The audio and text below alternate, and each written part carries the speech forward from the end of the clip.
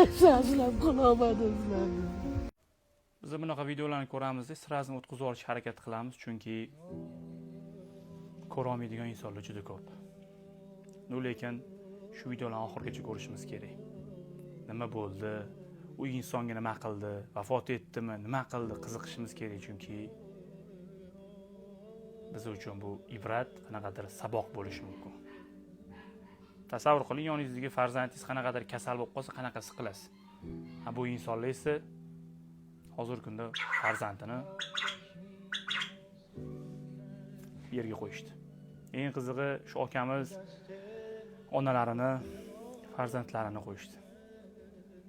Bu boshiga tushgan inson biladi, bu narsani juda og'ir. Bizda ming ishtiraf qilamiz, ming pravani rishon qilamiz, desa ham foydasi yo'q bolalar borda. Ular baribir tez yurib kimgadir zarar yetkazadi. Uni davlat emas, uni ota va ona gapirish kerak uyda.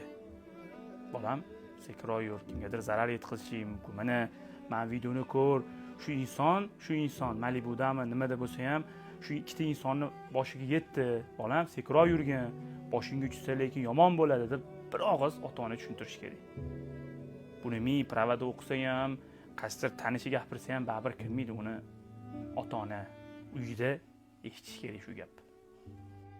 Shunaqa videolarni ko'proq olib chiqmasak, ko'p insonlar bilishmaydi tezlik nima oqibatlarga olib kelishini. Aka-ukalar, agarda siz blog yurg'izsangiz, shunaqa videolarni ko'proq olib chiqing.